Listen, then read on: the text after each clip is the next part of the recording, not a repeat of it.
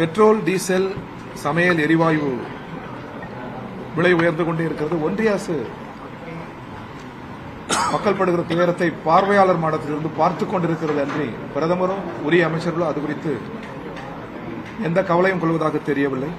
இதை நாங்கள் வன்மையாக கண்டிக்கிறோம். கரப்பான்பூச்சி ஜனதா கட்சி போராட்டம் அந்த லட்சக்கணக்கான மக்களின் இளைஞர்களின் மாணவர்களின் உணர்வுக்கு மதிப்பளித்து தர்மேந்திர பிரதான் பதவி விலக வேண்டும் என்று நாங்கள் மீண்டும் இந்திய கம்யூனிஸ்ட் கட்சியின் சார்பில் வலியுறுத்துகிறோம். அதேபோன்று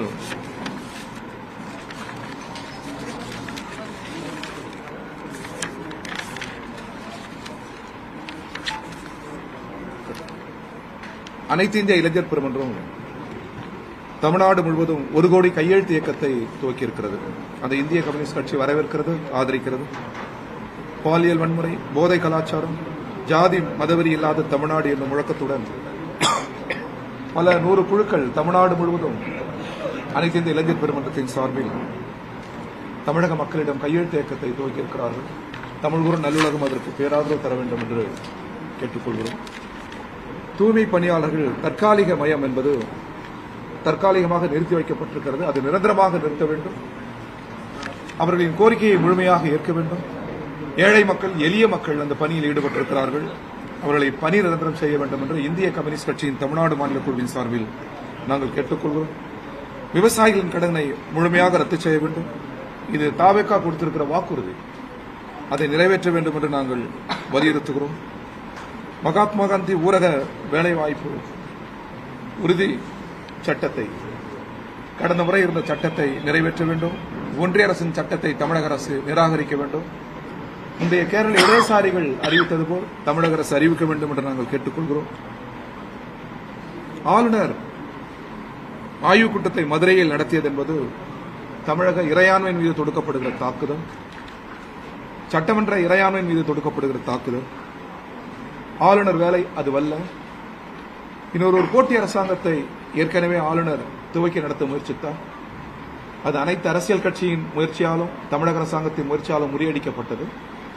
இப்படி ஜனநாயகத்தை நெருக்கடிக்குள்ளாக்குகிற ஆளுநரை நாங்கள் கண்டிக்கிறோம்.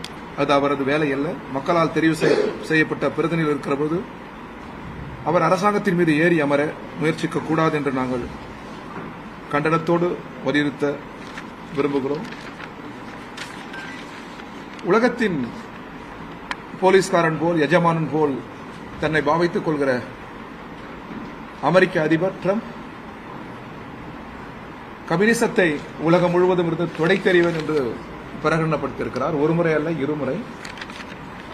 ரோல்பேக் என்று சர்ச்சில் இப்படிதான் கொக்கரித்த காலம் உண்டு. 2வது உலக யுத்த காலச்சூழலில் கம்யூனிசத்தை அவரால் சுருட்ட முடியவில்லை. அவர்தான் சுருண்டு போனார் வரலாற்றில். நாடு முழுவதும் கம்யூனிஸ்டுகள், ஐரோப்பா முழுவதும், தென் அமெரிக்கா முழுவதும் வாக்களித்தே பிரம்மாண்டமான வெற்றிகளை பெறுவதை தொலைக்காட்சியில் நமது நவீன தொழில்நுட்பவியலில் நாம் பார்க்கிறோம். அது பிரம்மாண்டமான எழுச்சியை தருகிறது. எனவே வரலாற்றில் ஹிட்லருக்கும் அதேபோன்று சர்ச்சிலுக்கும் என்ன நிலை ஏற்பட்டதோ அதே நிலை ட்ரம்புக்கும் ஏற்படும். கம்யூனிசம் உலக வாழ்வியல் முறை, உலகத்தின் முழுநிறை விடுதலை. அது காலத்தையும் உலகத்தையும் வென்று நிற்கும். 6ஆம் தேதி ஆகஸ்ட் 6ஆம் தேதி இந்திய கம்யூனிஸ்ட் கட்சியின் தேசிய குழு முடிவிற்கு இணங்க ஆகஸ்ட் 6 துவங்கி 15 வரை நாடு முழுவதும் நடைபயண இயக்கத்தை இந்திய கம்யூனிஸ்ட் கட்சி மேற்கொள்கிறது. 10 தினங்கள் மலைவாழ் மக்களை, கடலோர பகுதி மக்களை, அலைகுடி மக்களை, தொழிலாளர்களை, விவசாயிகளை, இந்திய நாடு முழுவதும் இருக்கிற மக்களை நேருக்கு நேர் சந்தித்து உரையாடல் செய்கிற பிரம்மாண்டமான ஒரு நடைபயண இயக்கமாக அதை கம்யூனிஸ்ட் கட்சி நடத்துகிறது. சேஞ்ச் இஸ் நெசசரி என்று அகில இந்திய கட்சி முடிவு செய்திருக்கிறது. இந்த மாற்றம் தவிர்க்க ஒண்ணாதது. நாடும் உலகமும் மாறியே ஆக வேண்டும்.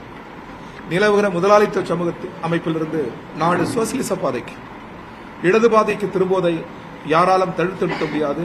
இது வரலாற்று விதி என்கிற மகத்தான அந்த முழக்கத்தை முன்மொழிந்து விலைவாசியை கட்டுக்குள் கொண்டு வர வேண்டும். ஏழை கூலி தொழிலாளர்களின் கோரிக்கைகள் நிறைவேற வேண்டும். நாடு முழுவதும் ஆலை தொழிலாளர்களின் போராட்டத்திற்கு அரசு மதிப்பளிக்க வேண்டும். விவசாய தொழிலாளர்களின் கோரிக்கைகளை நிறைவேற்ற வேண்டும். மாணவர் இளைஞர்களின் கோரிக்கைகளை நிறைவேற்ற வேண்டும். குறிப்பாக பெண்கள் அவர்களுக்கான பாதுகாப்பு உத்தரவாதப்படுத்தப்பட வேண்டும். நாடாளுமன்ற ஜனநாயகம் காக்கப்பட வேண்டும். சட்டத்தின் ஆட்சி முறை காக்கப்பட வேண்டும். தலித் மக்கள் மீதும் பழங்குடி மக்கள் மீது நடத்தப்படுகிற தாக்குதல் தடுத்து நிறுத்தப்பட வேண்டும். சிறுபான்மை மக்கள் பாதுகாக்கப்பட வேண்டும் என்கிற பல்வேறு அரசியல், சமூக, பொருளாதார கோரிக்கைகளை முன்மொழிந்தபடி நாடு முழுவதும் ஆகஸ்ட் 6 10 வரை இந்த 15 வரை இந்த நடைபயண இயக்கம் நடைபெற உள்ளது. 15ஆம் தேதி மாவட்ட தலைநகரங்களில் பிரம்மாண்டமான கூட்டங்களுக்கு தேசிய கொடியேற்றி கூட்டங்களை நடத்துவதற்கு ஏற்பாடு செய்யப்பட்டுள்ளது. எங்கள் கட்சியின் தேசிய தலைவர்கள், மாநில தலைவர்கள், சட்டமன்ற நாடாளுமன்ற உறுப்பினர்கள் என பலரும் இதில் பங்கேற்க இருக்கிறார்கள். செப்டம்பர் 1 ஒரு பிரம்மாண்டமான பேரணி, பல லட்சக்கணக்கான மக்களை திரட்டி நாட்டின் தலைநகர் டெல்லியில் ஒரு பிரம்மாண்டமான பேரணிக்கு ஏற்பாடு செய்யப்பட்டுள்ளது. தமிழகத்திலிருந்து 2 ரயில்கள், டெல்டா பகுதியிலிருந்து ஒன்றும் பிற பகுதியிலிருந்து ஒன்றும் 2 ரயில்களை அந்த பேரணியில் கொண்டு செல்கிறோம். ஆயிரக்கணக்கான தோழர்களை அழைத்து செல்கிறோம், ஆண் பெண் என அழைத்து செல்கிறோம். அந்த முயற்சி நடைபெற்றுக் கொண்டிருக்கிறது. அனைத்துக்கும் தமிழ் கூறும் நல்லுலகம் பேராதரவு தர வேண்டும் என்று இந்திய கம்யூனிஸ்ட் கட்சியின் தமிழ்நாடு மாநில குழுவின் சார்பில் கேட்டுக்கொள்கிறோம். நன்றி, வணக்கம். இந்த போஸ்டர் வெளியிட்டிருக்கிறோம். இது ஆல் இண்டியா போஸ்டர். இதை கொஞ்சம்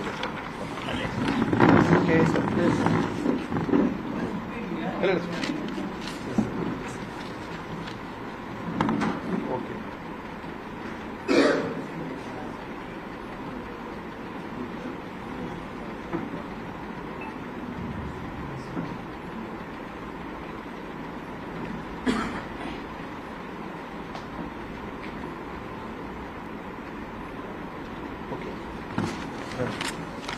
கூட்ட ஆரம்பிச்சா கூட்டத்தை படம் எடுத்து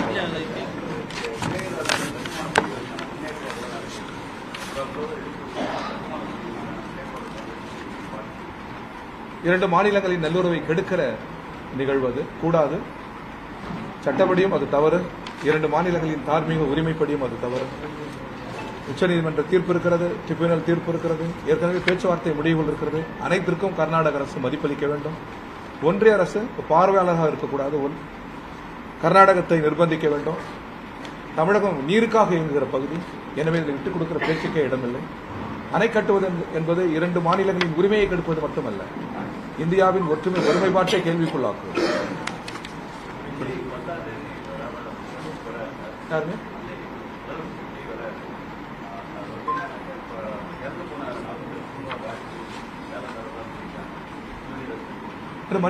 மனிதாபிமான அடிப்படையில் வேலை தருவது நல்லது. இறந்த குடும்பத்துக்கு வேலை அளிப்பது நல்லதுதான். அடுத்து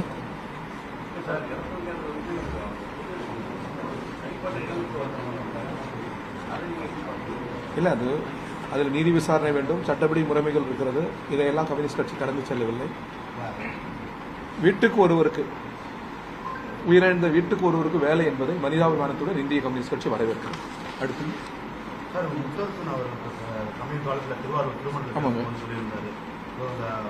ஆற்றுக்கு நடுவுல பக்கத்துல ஒரு பசுமையா இருந்துச்சுன்னா ஆடுக்கு அங்க போய் மேய ஆட்டுக்கு அந்த பக்கம் பசுமையா அங்க போய் மேய போனதுக்கு அப்புறம் ஒண்ணு இல்லைன்னு தெரிஞ்சதுன்னா வந்துட்டோமே கொஞ்ச நாள் இருந்து வெளியே வந்துடலாம் அப்படின்னு ஒரு கருத்து முன் வச்சிருந்தாரு. தாவேக அரசுக்கு கம்யூனிஸ்ட் கட்சிகளாக பிசிபி ஆதரவு கொடுக்கறதா அவர் மறைமுகமாக விமர்சனம் சார். அது பற்றி அவரை கட்சியில் நாங்கள் அது குறித்து கேட்போம். அவர் அதற்கு கட்சிக்குள் விளக்கம் அளிப்பார். அடுத்து தமிழ்நாட்டில் சட்ட ஒழுங்கு எப்படி நினைக்கிறீங்க? தாவேகாலி தொடர்ந்து சிறுவர்கள் அதிகமாக அடிமையாயிட்டு இருக்காங்க. எந்த நடவடிக்கை எடுத்தாலும் ஒரு பட்சம் அதுவும் இந்த எங்களை இந்திய கம்யூனிஸ்ட் கட்சியை பொறுத்தவரை மிக தெளிவாக நாங்கள் கூறியிருக்கிறோம். கொடுத்த வாக்குறுதிகளை நிறைவேற்றுவதற்கு கால அவகாசங்கள் எடுத்துக் கொள்ளலாம் புதிய அரசு. ஆனால் சட்டம் ஒழுங்கு பிரச்சனையில் கால அவகாசங்கள் கூடாது. அதை இரும்பு கரம் கொண்டு ஒடுக்க வேண்டும். பெண்கள் மீது, குழந்தைகள் மீதான பாலியல் குற்றங்களை ஏற்க இயலாது.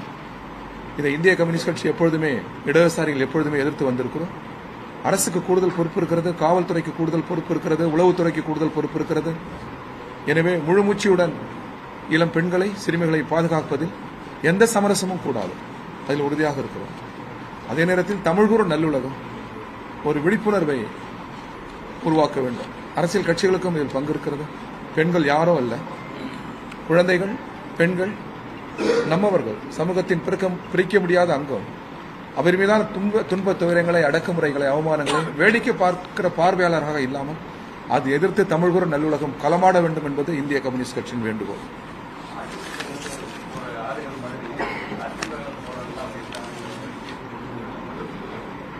முசாமி திருச்சி வர இருக்கிறார். அவரை பார்த்து நீங்க கேள்வி கேளுங்க, விளக்கம் அளிப்போம். ஒவ்வொரு வார்த்தையும் சவாரி செய்ய முடியாது. ஓகே. நாகை காட்சியில் புதிய பேரம் அதிகமாக நடக்குது. நடைமுறைகள் ஆளுநர்கிட்ட வந்து திமுக, அதிமுக எல்லாம் மனு கொடுத்துருக்காங்க. இடைத்தேர்தல் நடத்தக்கூடாதுன்னு சொல்லியிருக்காங்க.